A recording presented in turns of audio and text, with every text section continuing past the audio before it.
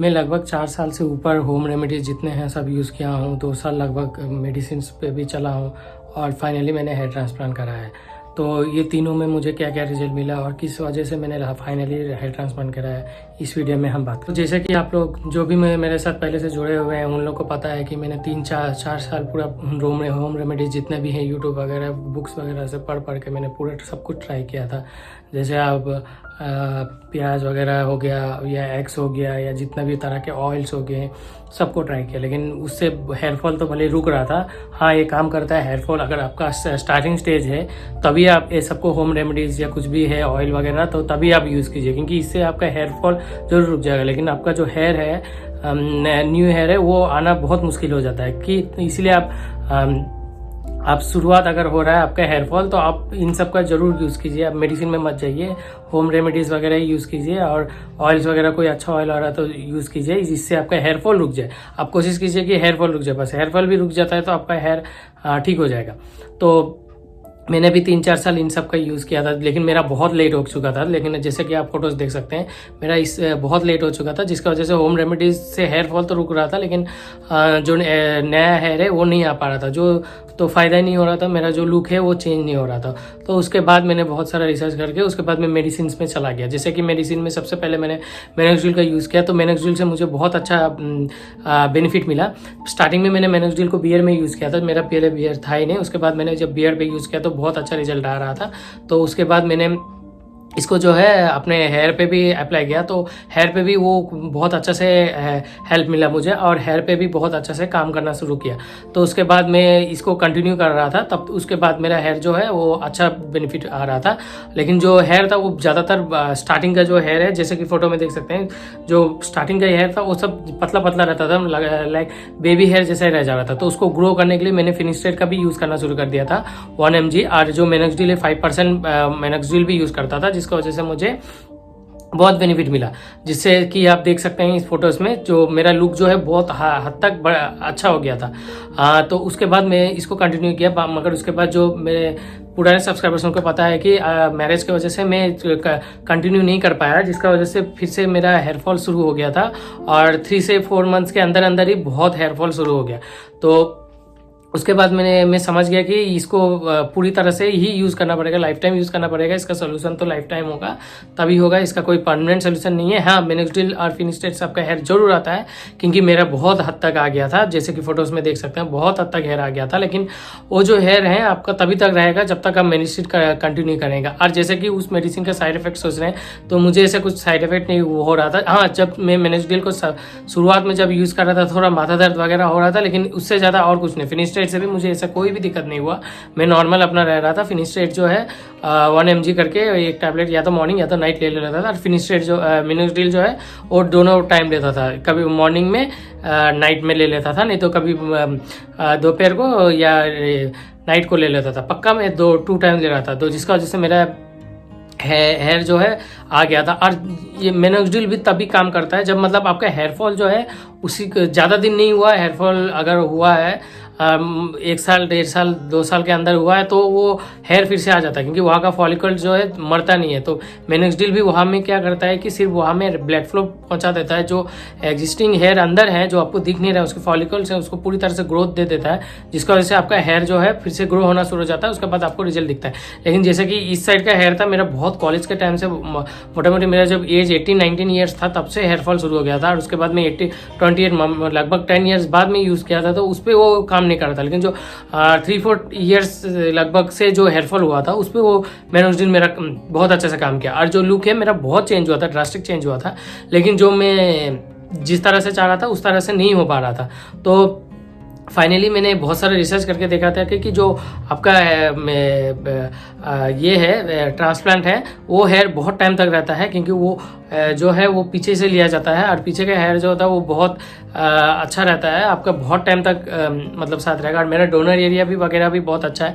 और अभी मेरा क्या कंडीशन नहीं है वो मैं दूसरा वीडियो में बात करूँगा। अभी मैं बस इस वीडियो में इसके बारे में बात करना चाहता हूँ कि जो होम रेमेडीज और मेडिसिन और ट्रांसप्लांट है इन तीनों को तीनों ही यूज़ किया हूँ मैं। तो मैं अपना जो जर्नी है वो शेयर कर रहा हूँ कि आप भी जो इन तीनों में से कौन सा के लिए जाना चाहिए नहीं जाना चाहिए वो मुझसे जान सकें, कि मैंने प्रैक्टिकली वो तीनों को अप्लाई किया, होम रेमेडीज़ भी और मेडिसिन भी और ट्रांसप्लांट भी। तो आप मुझसे अच्छा से जान सकते हैं कि इन तीनों में से क्या अच्छा रहेगा आपके लिए, क्या रहेगा नहीं रहेगा।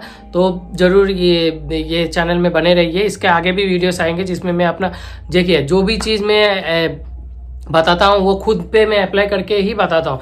इसमें 150 से ज़्यादा वीडियोस है, आप देख सकते हैं। इसमें से कभी भी मैंने ट्रांसप्लांट के बारे में बात नहीं किया, क्योंकि मैंने करवाया ही नहीं था। मैं उन्हीं के बारे में बात करता हूँ जिनको मैंने अपने पे अप्लाई किया, और अपने पे अप्लाई करने के बाद ही क्या हुआ तब जाके बात करता हूँ। जब मैं होम रेमेडीज़ के बारे में बात कर रहा था तब मेडिसिन के बारे में मैंने कभी बात नहीं किया, क्योंकि मैंने मेडिसिन यूज़ ही नहीं किया। तो उसका क्या होगा नहीं होगा मुझे पता नहीं था, तो मैं मेडिसिन के बारे में बात नहीं करता। आप पुराने वीडियो जाके देख सकते हैं, उसमें मैंने होम रेमेडीज़ के बारे में ही जस्ट बोला था। जब मैंने मेडिसिन में शिफ्ट हो गया था तब मैं मेडिसिन के और होम रेमेडीज दोनों के कंबाइन को लेके बात करता था, ताकि अब इस दोनों से आप अपने हेयर फॉल कैसे रोक सकते हैं, नए हेयर कैसे ग्रो कर सकते हैं, इनसे के बारे में कहा। और मैंने कभी भी हेयर ट्रांसप्लांट के बारे में बात नहीं किया। मेरे बहुत सारे कमेंट्स आ रहे थे, बहुत लोग आ रहे थे कि आप हेयर ट्रांसप्लांट करा लीजिए वगैरह। मैं भले उसका रिप्लाई कर रहा था, लेकिन मैं एज ए वीडियो बना के हेयर ट्रांसप्लांट करना है नहीं करना है कभी मैंने बात नहीं किया। हाँ, एक मैंने कंबाइन वीडियो बनाया था किसी से, उससे बारे में बात किया, उसने बात किया, लेकिन मैंने कभी नहीं किया, क्योंकि मैंने खुद का ऊपर वो अप्लाई नहीं किया। तो मैं नहीं चाहता था कि मैं ऐसा ज्ञान किसी और को बांटूं जो मैं नहीं जानता हूं। तो अब मैं हेयर ट्रांसप्लांट के बारे में भी बात करूंगा, क्योंकि मैंने हेयर ट्रांसप्लांट कराया है। तो अभी मेरा 7 डेज हो गया है। तो 7 डेज का मैं जो जर्नी है वही बताऊंगा। ऐसा नहीं होगा कि मेरा इतना हेयर आ जाएगा वो हो जाएगा, ये नहीं बताऊंगा, क्योंकि मैंने अभी तक वो एक्सपीरियंस किया नहीं है। मैं इस वीडियो में वही बोलूंगा, या इस चैनल में भी वही बोलूंगा जो मैंने अप्लाई किया और मुझ पर जो वर्क किया है, क्या नहीं हुआ वही अप्लाई करूंगा। हो सकता है मेरा हेयर बहुत अच्छा आ जाए, क्योंकि मेरा डेंसिटी बहुत ज़्यादा हुआ है, 4000 प्लस, लगभग 5000 ग्राफ्स के आसपास पूरा मैंने क्राउन एरिया वगैरह सब फिलअप किया। तो होना चाहिए, क्योंकि मैं डाइट वगैरह बहुत अच्छे से फॉलो करता हूँ और अभी भी करने का कोशिश कर रहा हूँ। मैं बाहर था तो मेरा डाइट थोड़ा सा खराब हो गया, क्योंकि मैं जो मैंने ट्रांसप्लांट है वो न्यू दिल्ली में कराया था, जिसका वजह से मेरा थोड़ा वहाँ में हो नहीं पा रहा था, मैं बाहर निकल भी नहीं पा रहा था। तो मेरा डाइट थोड़ा सा गड़बड़ हुआ। लेकिन मैं अभी यहाँ जब से अपना सिटी में आ चुका हूँ, मैं फिर से अपना डाइट में आ गया हूँ। तो मुझे यकीन है कि जितना हो सके उतना हेयर मेरा अच्छा होगा। लेकिन मैं बोलूँगा नहीं, क्योंकि हो सकता ना भी आए। तो मैं 7 दिन का एक्सपीरियंस शेयर करूँगा। और इस चैनल को जरूर सब्सक्राइब कीजिएगा, ताकि आप लोग को भी पता चले कि ट्रांसप्लांट करने के बाद मुझे क्या क्या मुसीबतों का सामना करना पड़ रहा है, क्या नहीं हो रहा है। सबसे दिक्कत तो सोने में बहुत प्रॉब्लम होता है, और जो पेन है वगैरह ये सब भी मैं शेयर करूंगा। पेन कितना तक होता है, कितना नहीं होता, आप सह सकेंगे कि नहीं, क्या कराना ठीक रहेगा कि नहीं, ये सब मैं दूसरे वीडियो में बात करूँगा। और क्या क्या है जो छोटा मोटा चीज़ जो है आप करके मतलब आपको हेल्पफुल मिलेगा। जैसे कि आपको सोने में बहुत प्रॉब्लम होता है, तो जैसे कि मैंने ये नेक पिलो खरीद लिया, जिसका वजह से मेरा जो डोनर एरिया वगैरह इफेक्ट नहीं हो रहा था। ये सब छोटे छोटे बहुत चीज़ें हैं जो मैं आगे आने वाले वीडियोस में शेयर करता रहूँगा। ये जस्ट वीडियो इसी के लिए था कि आपको होम रेमेडीज़ और मेडिसिन और ट्रांसप्लांट में क्या अंतर मिलेगा, क्या नहीं मिलेगा। तो कंक्लूजन यही है, होम रेमेडीज़ आप शुरुआत में जरूर ट्राई कीजिए, क्योंकि होम रेमेडीज़ बहुत बढ़िया है। इसका कोई साइड इफेक्ट वगैरह कुछ भी नहीं होता है, जो आपका हेयर फॉल रोकने में बहुत कारीगर होता है। तो मैं अपने वीडियो इसमें बताते रहूँगा कि बेस्ट होम रेमेडीज़ क्या है। देखिए किसी का ऑनियन लगाने से ही आपका हेयर फॉल रुक जाता है, नया हेयर भी आ जाता है, ये सब भी हो जाता है। लेकिन ये सब में कारीगर नहीं होता, क्योंकि उसका एक रीज़न है, क्योंकि आपका ऑनियन में जो सल्फर ज़्यादा है और जिसका सल्फर का कमी है उसको वो हो रहा है, तो उससे वो बेनिफिट हो रहा है। किसी के लिए विटामिन का कमी हो रहा है, तो कौन सा विटामिन खाना है, विटामिन से खा रहे हैं तो उसको वो बेनिफिट कर रहा है। किसी और को विटामिन खाने से वो बेनिफिट नहीं कर रहा, क्योंकि उसका शायद एलोपेशिया का प्रॉब्लम है, इसलिए उसमें नहीं कर रहा। तो अब हर किसी का जो प्रॉब्लम है वो अलग है, सब में वो अप्लाई नहीं होगा। तो इस वजह से ही मैं अलग अलग वीडियो में बताता हूँ कि आपके ऊपर शायद ये काम करेगा, आपके ऊपर ये काम करेगा। सबके लिए एक जैसा नहीं है। देखिए डॉक्टर्स भी एक्सपर्ट इसलिए होते हैं क्योंकि वो जो है पेशेंट को देख के उसके बाद जज करते हैं। वो हमेशा अगर एक ही मेडिसिन होता तो वो तो आप एक ही मेडिसिन ले सकते थे। एक ही मेडिसिन होता तो वो तो आपका एक चार्ट बन जाता था कि आपको ये प्रॉब्लम है तो ये मेडिसिन ले लीजिए, ये बन लीजिए। तभी इतने बड़े डॉक्टर्स वगैरह ये सब रह के फायदा नहीं है। तो डॉक्टर्स भी प्रैक्टिकली आपको चेक करते हैं क्या कमी है नहीं है, ये चेक करते हैं, उसके बाद ही आपको बता पाते हैं। तो सबके लिए एक ही कारीगर नहीं होगा कि मैं ये करा दिया हूँ, मेरे में काम किया, मेरे में हो जाना चाहिए, ऐसा नहीं है। अब मैं भी मेरे में किया है सब, तो मैं भी बोल रहा हूँ कि आप में कर जाएगा, ऐसा नहीं है। आपको अपना सिम्टम्स देखना होगा कि ये क्या क्या मेरे को प्रॉब्लम हो रहा है जिसका वजह से मेरा ये ठीक हो रहा है, ये नहीं हो रहा है, उसका सिम्टम्स है, उस सबको मैं एक्सप्लेन करूंगा, जिसका वजह से आपको उसमें डायरेक्ट उसी में जाएंगे तो आपको हेयर फॉल में बहुत प्रॉब्लम से ये होगा। और मिनोक्सिडिल और फिनिस्ट्रेट के बारे में भी बता चुका हूँ मैं। जो मिनोक्सिडिल भी है वो कारीगर है, वो मतलब ब्लड फ्लो को अच्छा से पहुंचा देता है और ब्लड फ्लो को ही बचाएगा, इसमें कोई भी न्यूट्रिएंट्स नहीं है जो कि आपको हेयर फॉल में ये रहेगा। आपको डाइट वगैरह सब अच्छा रखना होगा तभी मिनोक्सिडिल आप में काम करेगा। मिनोक्सिडिल कुछ नहीं है, जो हेयर फ्लो ब्लड फ्लो आपका वहां तक नहीं पहुंच रहा, वहां तक आपका ब्लड फ्लो जो है वो पहुंचा देगा, जिसका वजह से आपका जो ब्लड में अगर न्यूट्रिएंट्स है तो वो बढ़ जाएगा। और जो फिनिस्ट्रेट है उसका भी मैं बता सकता, DHT वगैरह, जो आपका पतला हेयर है उसको भी मोटा होने में बहुत हेल्पफुल मिलता है। जब मैंने फिनिस्ट्रेट किया ड्रास्टिक चेंज आ गया था, मैं ये सब है ही। और फाइनली मैंने ट्रांसप्लांट भी कराया, तो मुझे जो लुक चाहिए था, जो मतलब देखिए आप जितना भी हेयर ला लीजिए, जो तरह तरह के जो आपका हेयर का जो स्टाइल्स है वो तभी कर पाएंगे जब आपका पूरी तरह से हेयर रहेगा।